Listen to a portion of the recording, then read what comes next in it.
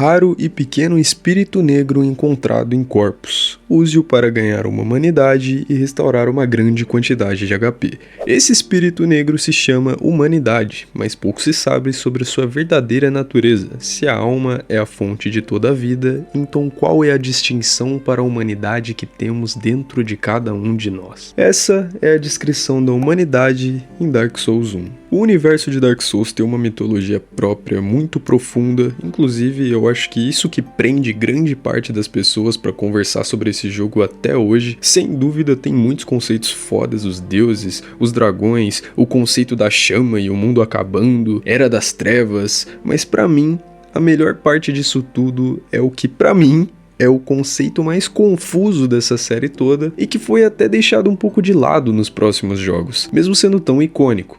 E eu tô falando da humanidade. Acredito que é a grande ideia e a grande crítica dos criadores nessa história, mas antes de falar sobre isso e como a humanidade é muito mais filosófica do que você acha, vamos introduzir alguns conceitos. Em Dark Souls existem 4 tipos de energias, por assim dizer, que regem o mundo como ele é. A vida, representada pela chama e o fogo, a morte, representada pela doença e os milagres sombrios, a luz, representada pelos milagres e as magias, e a escuridão, representada pela humanidade e pelo abismo. Ok, esse último parece mais subjetivo que os outros, mas como isso tudo se conecta? A humanidade em Dark Souls está ligada às emoções humanas, e essa é a energia envolvida nas Dark Sorceries na série. Fazendo um breve resumo, tinha uma cidade chamada Ulasil, e os magos de lá descobriram as Dark Sorceries. Eles perceberam que o material delas, o que tornava elas mais fortes, eram as emoções. A partir daí, começaram a fazer experimentos de tortura para extrair mais humanidade e aprender mais sobre esses feitiços, até que eles acharam um homem chamado Manus, que foi torturado ao extremo e deu origem ao Abismo,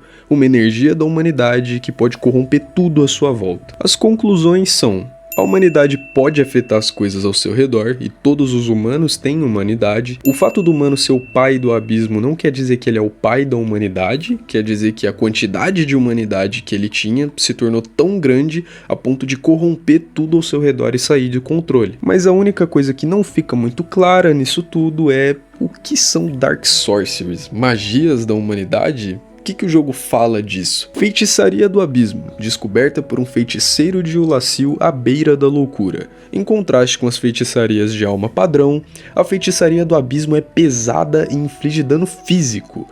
Talvez uma alma humana esteja mais próxima da matéria em sua humanidade. E essa frase no inglês é: Perhaps a human soul is closer to matter in its humanity. E é na frase em inglês que a gente vai viajar um pouquinho. A tradução da palavra matter foi meio literal para o português. Matter, além de matéria, pode ser traduzido como sentido, razão, importância. Sendo assim, a gente também pode ler essa frase como: talvez a alma humana esteja mais próxima do que realmente importa em sua humanidade. E aí a gente volta para a descrição da própria humanidade.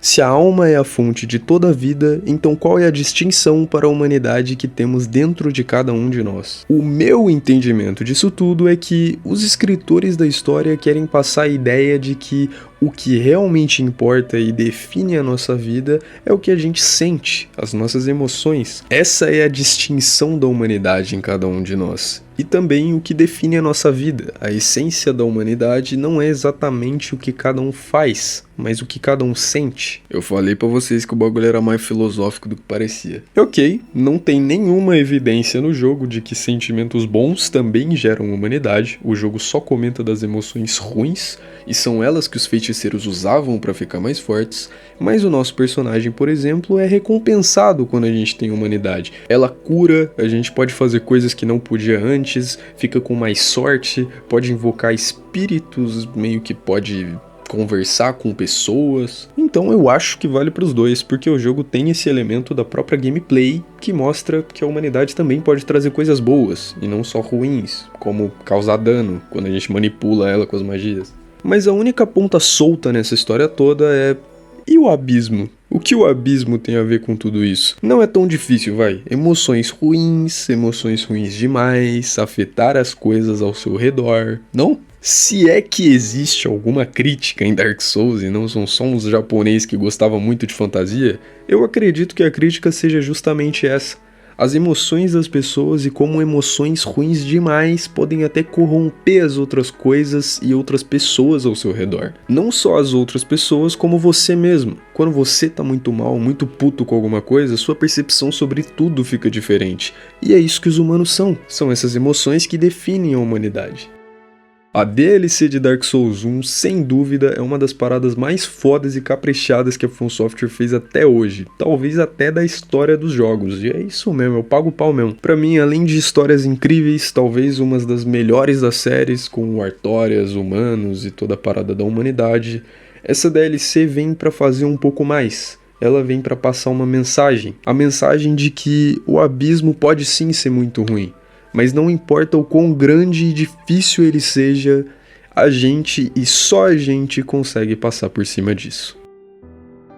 Esse é o primeiro vídeo nessa pegada que eu faço, uma pegada mais introspectiva, uma pegada mais filosófica, que é algo que eu gosto, que eu tenho interesse, e não sei se cabe tanto nesse canal, mas por que não fazer esse teste? O mais próximo que eu tenha feito disso até hoje, provavelmente são os vídeos sobre chefes, em que eu gosto de falar sobre a história desse jogo. Eu acho que todos os fãs desse jogo gostam de falar da história dele, que é muito boa. Eu já fiz um vídeo sobre o Nameless King, um sobre o Gael e um sobre o Artorias, que eu comento bastante nesse vídeo, então se você tiver interesse, se você tiver gostado desse vídeo, eu recomendo que você vá assistir esses outros, você com certeza vai gostar bastante. E o último recado que eu queria dar nesse vídeo, pra quem ficou até aqui, pra quem é inscrito do canal, pra quem vem acompanhando, ou só pra quem gostou bastante e se interessou pelo conteúdo, é que agora a gente tem a área de membros aqui no canal. Chegamos aí à marca de 1000 inscritos, onde a gente libera vários benefícios para o canal, inclusive eu tô pensando em fazer uma espécie de especial,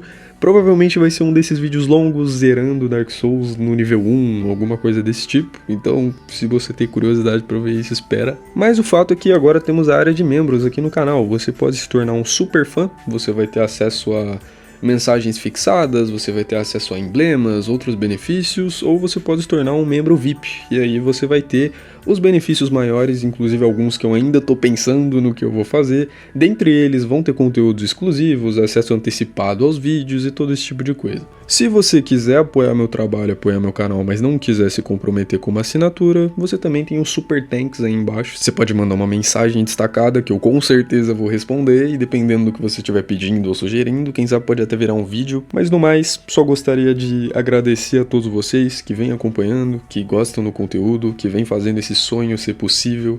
Eu espero encontrar vocês em uma próxima oportunidade. Se você gostou, dá um like. Se você é novo por aqui, considere se inscrever. Se você tem algo a acrescentar no vídeo, algo para me falar, a aba de comentários está à sua disposição. E a gente se vê em um próximo vídeo, toda segunda e quinta. Muito obrigado, valeu!